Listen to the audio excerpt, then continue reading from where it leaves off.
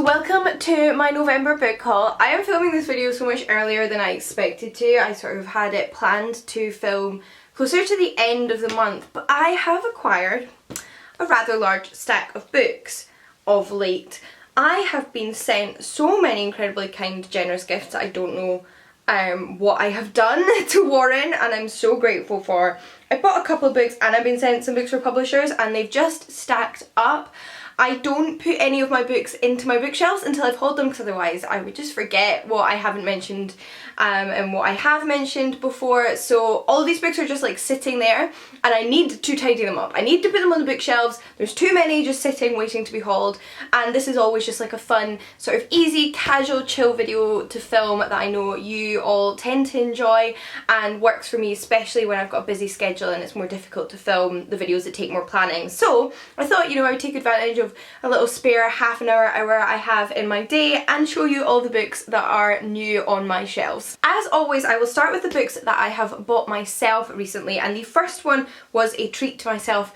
I made a joke on Instagram that every time I got a rejection email from an agent I would buy myself a book. I haven't done that, but I did do it that one time, and that book was A Secret of Birds and Bone by Kieran Millwood Hargreave, which is a middle grade novel. So Kieran Millwood Hargreave is probably best known for her middle grade, but I've only actually ever read her YA adult books in the past and loved them. She's a beautiful writer, and given how much praise her middle grade receives, I completely trust in her ability to write in this genre, and it's been something I've been really enjoying reading lately, because especially when you're a bit slumpy or feeling a little bit stressed and busy, middle grade is such a nice escapism. This is set in a sort of alternative fantastical world where Sophia lives with her mama, but her mama has been acting strange recently. She's a bone binder, and one day the police turn up at her doorstep and arrest her and take her away, and Sophia has to sort of figure out what has happened to her mama, what has gotten her in this position, and potentially save the person she loves the most in this world. So really excited for this. It's also absolutely stunning. Like, this was a good present to buy myself. We then have two books I actually picked up second hand, so these were nice little bargains. The first one was only 50p, my friends, and that is Colours in the Steel by KJ Parker. Now, I'm not gonna lie, I didn't do a lot of research into what this book is about. It's obviously a mass market paperback fantasy, like you can just tell that from the aesthetic. But the reason I picked this up when I saw it in the charity shop for 50p is because I'm a big fan of Tom Holt, and KJ Parker is a pseudonym for Tom Holt. So Tom Holt writes very comedic SFF, and he publishes his more like high fantasy, although I'm sure it's still slightly comical in tone, under KJ Parker, and I've never read any of those books. So I've always meant to try them, but haven't like taken the plunge to buy one new yet. So when I obviously saw one which is the first in the Fencer trilogy, first in a series, perfect, I had to pick it up at 50p given that I wanted to try this author. I believe this is set in a magical city which is in danger, and we follow an ex sort of mercenary soldier, now lawyer, who has to save the day. I don't really know what to expect, but 50p and I want to try the author, couldn't say no. We then have one that I did buy on Depop. So this one I think I paid £2.50 for, and then maybe £1.50 for postage, so it was £4 in total, but I'm quite happy with that since these are £7.99 new. This doesn't even have a broken spine, so it's in almost brand new condition, and it's out of print. So if you saw my video all about my classics special editions collections, you might have seen in that my favourite Shakespeare editions are these gorgeous little penguin mass market paperbacks. I just think they're lovely. I love the little illustration.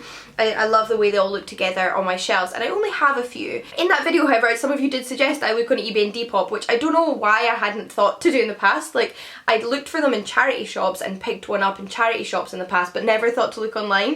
And I did find a few on Depop, and this was the one I decided to go for because it just seemed like affordable, and I've never actually read Hamlet, so this could be a good push to finally read Hamlet now that I have a physical copy on my shelf and it fits in perfectly with my other editions. Then lastly, for books that I've bought myself, I have a book that I bought in Toppings Edinburgh. So the staff in the children's department of Toppings Edinburgh, which is an independent bookshop chain that recently opened a branch here in Edinburgh last year, asked me to come and sign some copies of my book, which was so lovely because I've never actually done that before in a bookshop. I've signed some copies in person to people I know, but particularly given the current situation in the world. It's very different if you've got a book coming out. The sort of publishing industry has had to adapt, but in Edinburgh the rules still allowed for me to pop in to a bookshop, and of course I wore my mask and it was all very socially distanced, and they were so kind and so helpful, and they'd ordered in a bunch of my book and I got to sign them, which was so lovely. Like I felt so flattered that they invited me in to do that, and it was actually the day after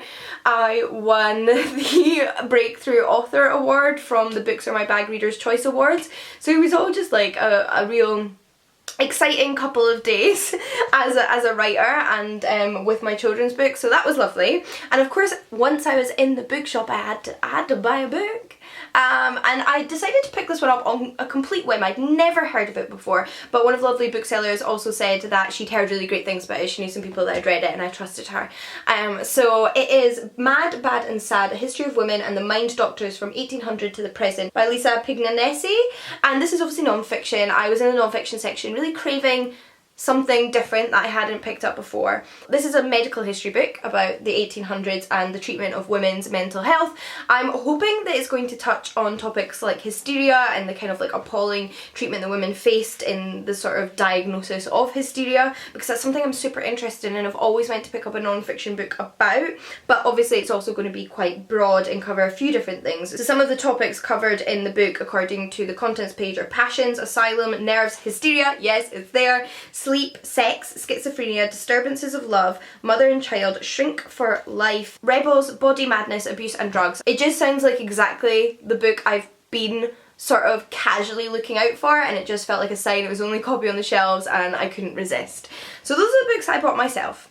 I have then got a few gifts. So these first two gifts were sent to me by my lovely friend Tasmin, who you may very well know already. She has a YouTube channel that I will link down below. She's absolutely spectacular and she's just too kind, and she sent me two really exciting titles from my wish list. The first one is Watch Over Me by Nina LaCour. I have heard so many good things about this book ever since it came out, and in fact beforehand it had a lot of anticipatory hype. From what I understand, it's about a young woman who grew up in foster care.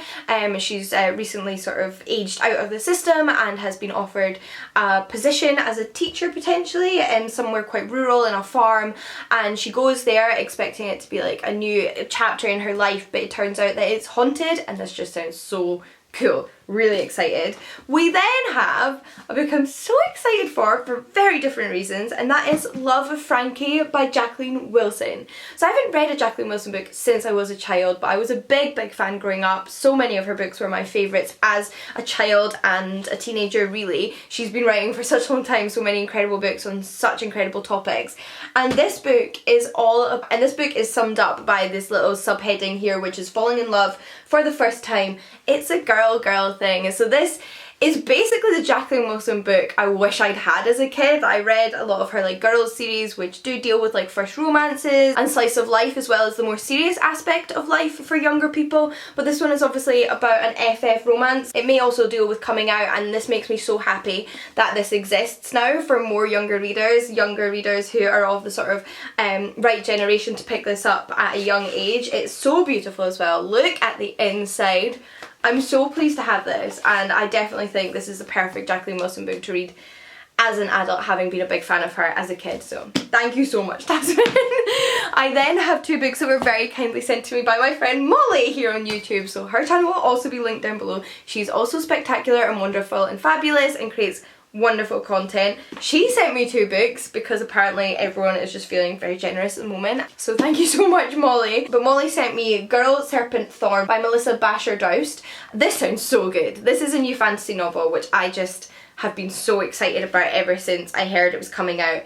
It says at the bottom here that sometimes the princess is the monster, which I love. Now I don't know exactly what it is about this princess that makes her a monster, but it sounds like she's lived her whole life in seclusion, only interacting with her family, hidden from the rest of the court, but now it is the day of her brother's wedding, and it's a sort of pivotal moment in which she has to decide whether to show herself and her monstrous side or remain in seclusion, and I just cannot wait. I love little twists on sort of classic fantasy fairy tale tropes like that. It also is beautiful.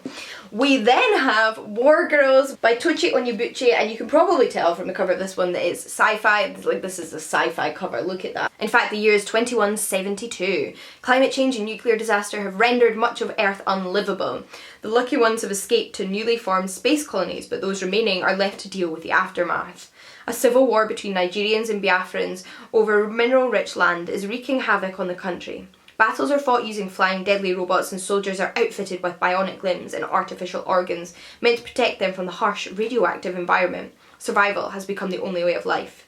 In a technological advance camp that serves as a refuge for former child soldiers and girls orphaned by the war, Onyi and her little sister, Ife, are largely protected from the fighting. But all that changes when Nigerian soldiers intercept a signal from them. A bomb is dropped, their home is decimated, and Onyi and Ife are ripped apart, forced onto opposite sides of the conflict. We then follow them 4 years later, and I'm so excited about this one, it sounds so good. I then have some gifts that were sent to me by incredibly kind subscribers that I really didn't expect, but again, I'm so grateful for. I know it sounds super cheesy, but it really does just kind of feel like an honour, and I'm so glad that you enjoy my content. I was sent these 2 books here by Christina, which was very kind of her. This is the 5th season, Every Age Must Come to an End by N.K. Jemisin. You've probably all heard of this book. To be honest, it's kind of shocking that I haven't picked this book up already at this point, because everybody loves it, and I think I'm going to love it too. It is an adult fantasy series, obviously this is book 1, and to be honest, it's also one of those fantasy books that I've been meaning to read despite kind of not knowing what the plot is. It's just so highly praised, and everybody loves it so much, and N.K. Jemisin's writing so much, that I kind of just accepted that I was going to have to read it too, and I popped it on my wish list. But do I know what the plot is? No, not really. Do I want to sort of do some research beforehand? Not really, I kind of just want to jump into it now at this point, but let me know if you've read this one. We then have a sci-fi novel, which is The Calculating Stars by Mary Robinette Kowal. And this one sounds so interesting. 1 woman, 1 mission, 1 chance to save the world. It's 1952 and the world as we know it is gone. A meteorite has destroyed Washington DC, so it's obviously some sort of alternative history novel, triggering extinction-level global warming. To save humanity, the world unites to form the International Aerospace Coalition. Its mission, to colonise first the moon, then the Mars. Elma York, World War II pilot and mathematician, dreams of becoming an astronaut, but prejudice has kept her grounded. Now nothing and no man will stop her from reaching the stars. This sounds like some like kick-ass, feminist, alternative history sci-fi, and I'm so here for it. I've really gotten into sci-fi this year, as you probably noticed from some of my like wrap-ups and hauls. I've been picking up a lot of sort of sci-fi space exploration books and really enjoying them. So it's really nice to be receiving more recommendations of those. I then have the most stunning book, which is Botanical Folktales of Britain and Ireland, which was gifted to me by Helen. And it is of course Botanical Folktales. It's a collection of different folktales from various different places, all themed around botany and plants and flora and fauna, which I just think sounds beautiful. I love these kind of anthology collections because it means I can experience and be introduced to fairy tales I've never heard before, but they've all got this lovely theme that ties them together, and it also shows the sort of reoccurring themes in folktales, which I love, so I'm super excited about this one. I then have a graphic novel which was a gift from Tracy, and that is The Tea Dragon Society by Katie O'Neill. So I've actually read this. I borrowed it from the library a few years ago, or a year ago, and adored it, obviously. It's like cute, beautifully illustrated, charming little dragons who grow tea leaves from their like heads, and it's so cute. I love everything about it, and I've always wanted to purchase a copy to own because I'd love to reread it and also continue on with the series, which I haven't done yet. So this was so incredibly thoughtful and kind because I know I love this book, I know I want to reread it. I'm so pleased to now own my own copy, and it is just so perfectly me, so thank you so much, Tracy. I love, love, love this. And then lastly for gifts, the incredibly kind Electra sent me Dragon Slippers by Jessica Day George. So this is a kind of middle grade, early YA fantasy adventure novel with a dragon. It looks so much fun. It looks like very classic sort of like medieval-esque set fantasy, which I love. It looks like a sort of like princess fairy. It looks like a complete fairy tale adventure. It says, what do you do when you're captured by dragons? Strike a deal with them, of course. Honestly, like, do I need to read the rest of the blurb? Because That has sold me. It's about Creel, who has sacrificed a dragon but refuses to wait for a knight to rescue her. Instead, she bargains for her escape and wins her freedom, along with a pair of blue slippers. As she sets out to find her fortune in the king's city, she meets and befriends another dragon. But when she arrives in the city, strange things start to happen. Creel realises that her mysterious slippers are more than just a pair of shoes. They possess magic that could save the kingdom or destroy it. Then last but not least, I have one book that was sent to me by the publishers, and I'm also so incredibly excited about this. It is House of Correction by Nikki French. So Nikki French is actually a pseudonym used by two writers that write together, and my friend Jen is obsessed with Nikki French. She loves their writing and their crime thrillers. She just always sells me on them, and I've yet to check one out. But this is a standalone as opposed to set in one of the longer series that Nikki French write, as well as just sounding so compelling, so I'm super duper excited about it. The blurb says, everyone knows she killed Stuart Rees. Why else would his body be found in her garden shed? Now Tabitha is in prison, awaiting trial. Coming back to the remote coastal village where she grew up was a mistake. Tabitha didn't fit in then, and she doesn't fit in now. That day is such a blur, she can't remember clearly what happened. There is something she is missing, something vital. She knows only one thing: she is not capable of murder. And the only person she can trust to help her out of the situation is herself. So she must fight, against the odds, for her life.